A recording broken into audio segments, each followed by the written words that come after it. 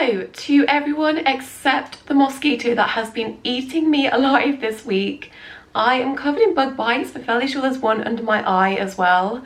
And I don't dislike many animals, but mosquitoes, I do not like you. Speaking of dislike, I just wanted to talk about something which I'm not obliged to talk about, but if I play as much part in this as the person is saying, then it is my responsibility to talk about this. So I had an interesting interaction last week with a National Fancy Rat Society registered rattery that messaged me, basically insinuating that me deciding to give up owning rats is then going to influence and have a knock-on effect of other people giving up rats simply because I am, which I find that so hard to wrap my head around, because I like to think of anyone that's watching this as someone that's watched all of my other videos and knows I preach to do research, I preach to make sure you're prepared to bring a pet home and that that pet is a pet you're going to want to have and care for, so that someone would blindly stop owning rats just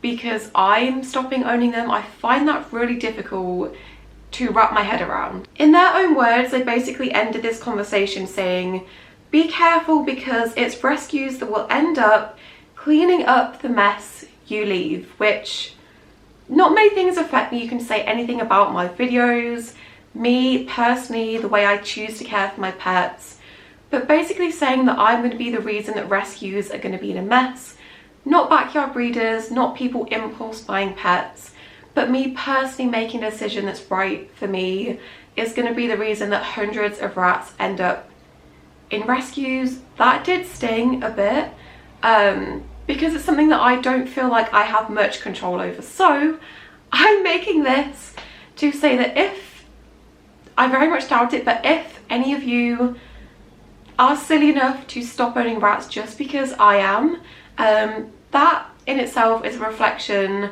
on you for choosing to get rats for the wrong reasons and choosing to give them up for the wrong reasons. But if that is even in 1% of you watching this, if that is even an influence somehow, then please don't let it be. Please don't give people like this fuel to the fire to be mad at me over something that I can't control. This is me trying to control the situation, but I have got no say over what other people do outside of me making videos.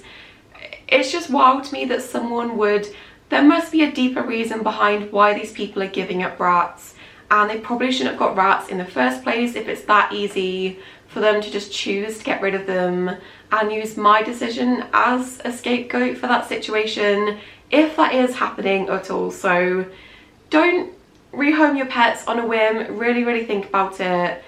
But this did sting a little bit because I'm so passionate about rescues.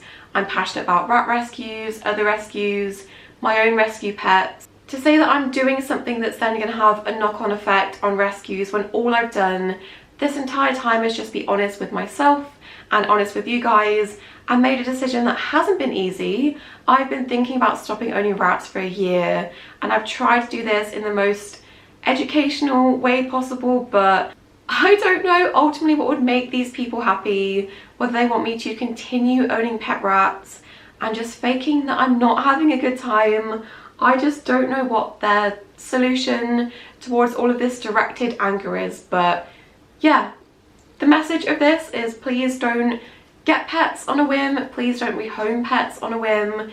Really think about it, and also think about where you're directing your anger to. Backyard breeders, people that abuse and neglect pets, not people that are trying to responsibly just do the right thing where everyone is involved. Look at my little old man just sleeping peacefully. Oh, he twitched. I would give anything just to shrink down for a day and just curl up with him. One thing that I'm really excited about is I now sell loose sprays in the store, and I can send these anywhere in the world besides Australia. And if you're not entirely sure what kind of sprays your rats or hamsters or mice will like, I also sell these sample boxes that have a smaller selection of all of the sprays before committing to buying bigger bunches, just so you can try them and see which ones they like.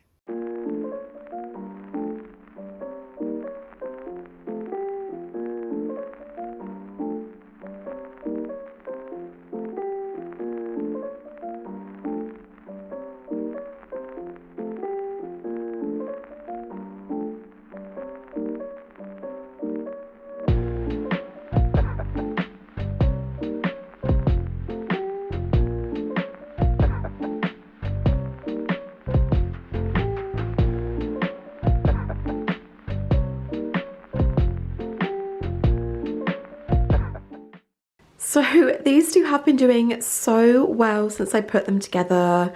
I was honestly so nervous to do it, but they've been doing really, really well.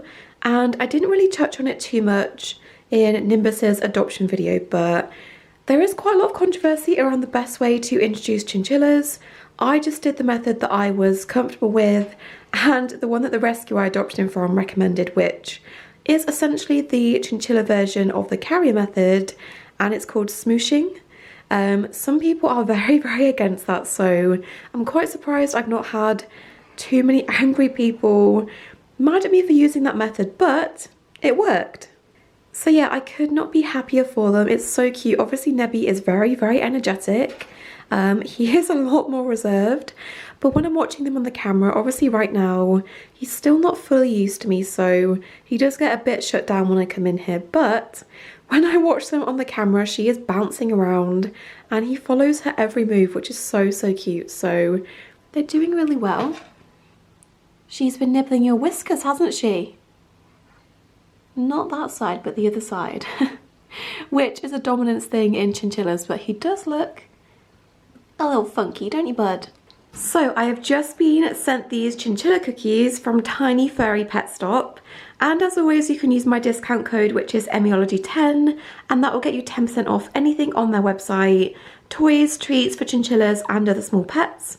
But they've never had anything like this before, so I'm gonna test it out and see what they think.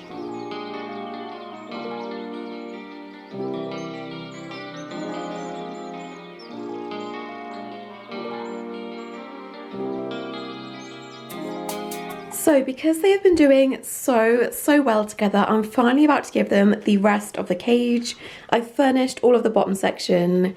Basically all I need to do is move this out of the way, and then underneath all of this bedding is a little hatch that I need to unscrew that's going to give them access to the bottom level. So I think what I'm going to do is keep this here. They've been peeing on this. I'm going to keep that there, and that's going to hopefully stop the bedding going down the hole as much. But they are so ready to have the rest of the cage. Nebby is obviously full of beans, him not so much, but they need the extra space. So hopefully they will continue being good chinchillas and get along perfectly fine with the rest of the cage. But I'm going to do that now, and they're going to be so grateful to have the space.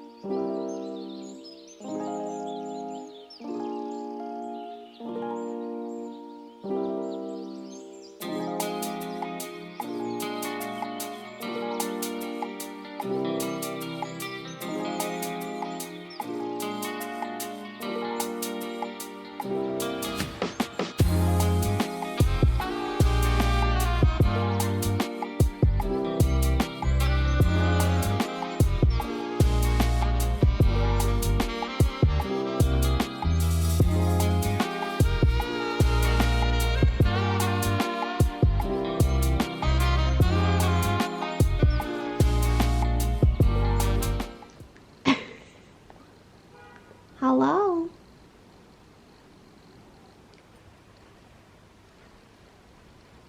Thank you for that. Nobody needs to see your butthole.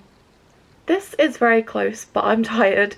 All I was gonna say is owning chinchillas again is like healing my inner child, because when I got my first chinchilla, I was anticipating and expecting him to live like 15-20 years, and obviously when I got him he was very sick and he didn't even last a week. So having that amount of time between owning chinchillas again, I'm like laughing at everything that they're doing, particularly Nebby. Everything they're doing just brings me so much laughter and joy. Like experiencing that again, I can't even like put into words how I just sit in there by myself like laughing at some of the things they're doing, and they don't even have to try. But yeah, I'm fully just really enjoying owning them again. They're just the best. It's now just his scheduled time to sit here and scream at me until I feed him. Sir, your dinner is in an hour and a half. Hello, my little cherub. If you've ever heard of the term cute aggression, he just brings that out in me. He just has the face for it. You are just the cutest boy, and you're getting so much better at being touched and handled. If I was to try this with Tiffin, he would have been gone by now, but you are getting a bit better at being around me as you get older, aren't you? You're turning into a bit of a squishy boy. I just got done cleaning out the mice, and I've just realised I don't know where their multi-chamber hide like middle section has gone. I'm hoping I've not thrown it away by accident in all of the bedding, but it's not on the floor anywhere, so God knows where that has gone. But hi babies, are you waking up? Are you waking? I'm always scared I'm going to break this door. Hi tiny man. Hi tiny man. Hi. Do you like your clean cage? So I've added in some of their new things. They've got the hay mats on either side. I really want to do the entire back of this as well. I've not put any sprays in yet, but I put in their big like Java tree thing. I think it looks so cute, and there was a piece of millet rested on that, but as you can see they have demolished it, so I don't know what I've done with that middle section bit, but I think it's long gone. So we have a singular female roe deer that's kind of nesting in the field. I'm so sure she has a baby somewhere hidden in the grass, because on the trail camera a couple of weeks ago she was very, very big, and now looking at her she's quite thin and she's definitely producing milk. So I've come to pick up the trail camera and see what footage we've got. I think this is how she's been getting in here, but she's just ran all the way that way. I don't want to disturb her too much, but the grass is very, very squished down, and she keeps sitting in the middle and like sticking her ears up. So I don't know if she has a baby hidden in the grass somewhere, so I'm going to be careful not to disturb her too much. But if we can catch a baby on this trail camera, I'm going to be the happiest person in the world, because I love deer. I am obsessed with them, and she's just ran all the way down there, so I can't see her at the moment. She might be hiding in the hedges, but I'm going to take this off and see what footage we have. It's very, very strange behaviour that she's just sitting out in the open in the daytime. There's a lot of noise going on around here, so I don't know whether the baby is hidden in there and she's kind of on lookout, or if it is in the grass in the field, which we do need to cut at some point. But if I can prove that there is a baby in there somewhere, obviously we are not going to cut it, so hopefully I can figure that out. And then if there is definitely a baby, then we'll give them plenty of space. But yeah, she's just ran this way. If I can get a video of her, obviously from a distance, because I see her all the time, she's out in the open, so if I see her at any point I will get another video. But got the trail camera, let's have a look what's on it.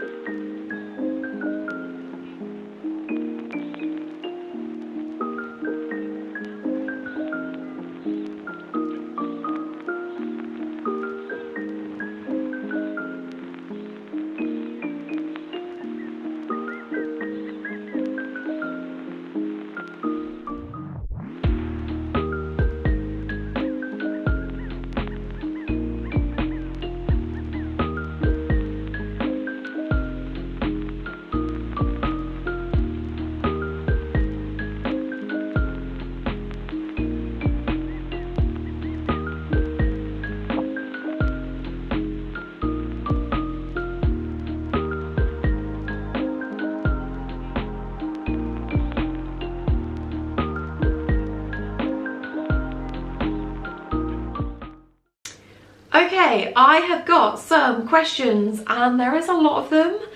Probably the most human interaction I have had all month, to be honest.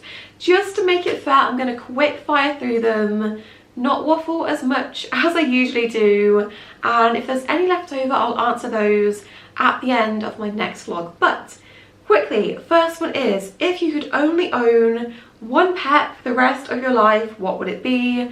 This answer might surprise some of you. Probably cats. I can see cats being a pet that suits me long until I'm like 50, 60, 70.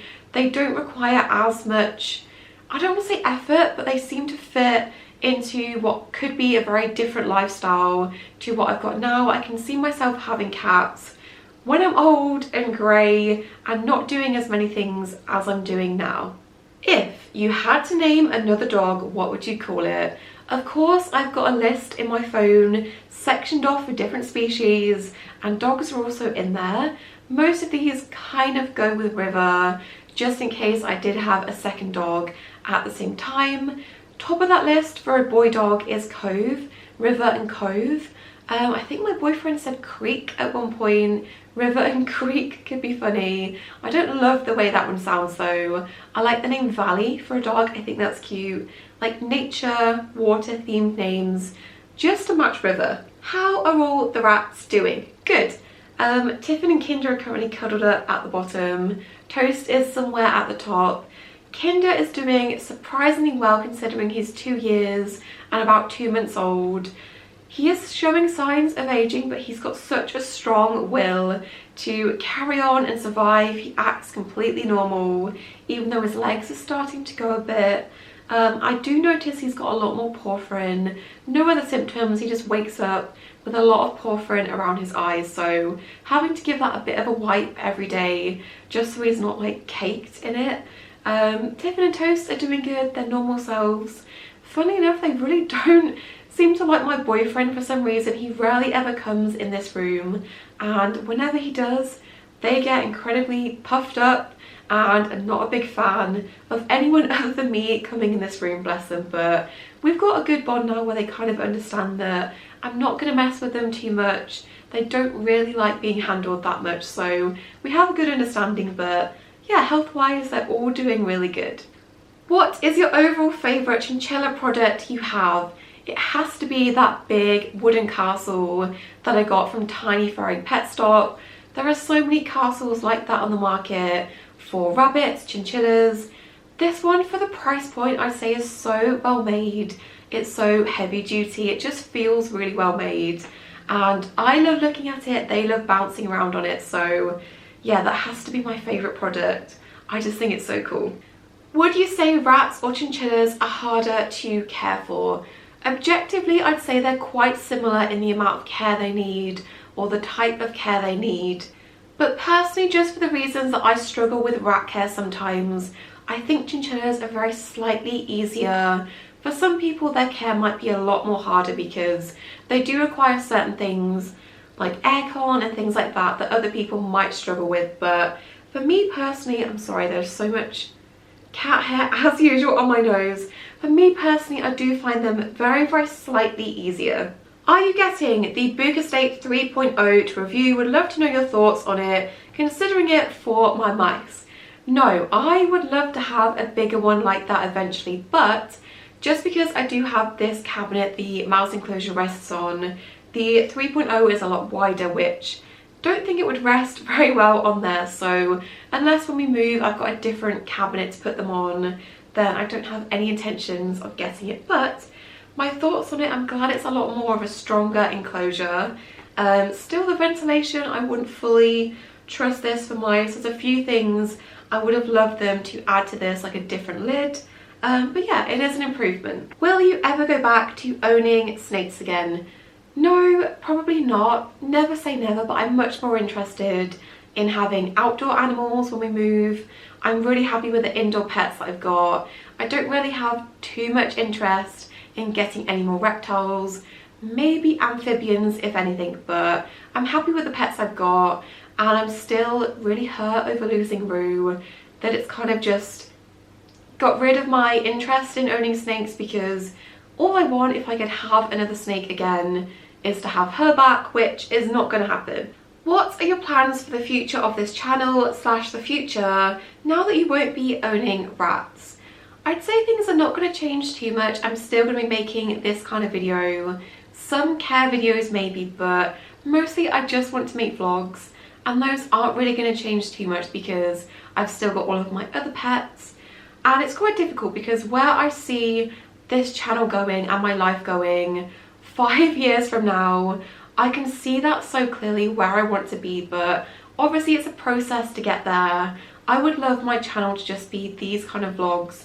A lot of people tell me that my vlogs are relaxing to watch, which I don't feel that because I'm stress editing them, making sure they get up on time and things like that, but a lot of people say they find my videos relaxing with the kind of music I use and stuff like that. I would love my videos in like 5 years time to just be like vlogs of me living on a farm, tending to all of my animals, showing you the animals and their antics, that kind of thing. I can see that vision so clearly that I want it now, but obviously it's going to take work to get there, to move, to build that up. But that's where I can see things going in like 5 years from now. What is something that we don't already know about you that you would be comfortable sharing? Oh my gosh. Do you know one thing that I was saying to my friend the other day? I'm so fine with so many things. Animal poop, pee, blood, gore, like the most horrific injury you could imagine. Doesn't really faze me. I'm pretty good in emergency situations like that. But the one thing I've got a pretty big phobia of is mold. Like even just saying the word mold or like thinking of mold like on food or like bread. If I suspect that bread might be getting moldy soon, I just can't eat it. If I see mold on something, then I can't eat for like hours afterwards because it just creeps me out so much. So there you go, that's a random fact about me that you definitely did not need to know. What are some things you do to entertain Hubble during the day? He pretty much entertains himself by either sleeping for most of the day, being a menace to me or River, but I do a couple of things just to keep him entertained because he is a house cat. He's got a bunch of like puzzle toys that I'll put little biscuits in. He's got his button, which the button to press this is at the top of the stairs, and then the actual like feeder part where the biscuits come out is all the way down the stairs and then in the kitchen. So he does have to run up and down the stairs to get a biscuit. I'll play with him, things like that. He's got a couple of like toys out and about, but he doesn't really self-play with toys anymore as much as he did when he was a kitten. I would love nothing more than for him to have much more of an outside existence, but he was just not built for going on walks. I tried a lot with him as a kitten, but it just got too risky with how scared he'd get. He would freak himself out and I was worried about him just completely freaking out whilst I was outside and couldn't do much about it. So I just can't wait to move. I really wanted to cat-proof our current garden, but I don't think the neighbours would like it, and we've not built that kind of relationship with them where I don't think they'd mind if I did ask, because I think we've probably spoken to them, or well, they've spoken to us like 3 times since we've lived here. So I don't want to like impose on our shared fence with a big like prison looking thing to keep him in. So when we move, I just can't wait to make the garden like a safe space for him and just enrich his life even more. But that is it for all of the questions. I will try my best to answer some more in the next vlog. And of course, a big thank you to all of my channel members. I'll put the names of the rat tier here on screen. If you are interested in becoming a channel member, the join button is below this video. Just gives me a bit of extra support when it comes to making videos. But of course, you don't have to do that if you don't want to. Don't forget to subscribe, and I'll see you in my next video. Bye!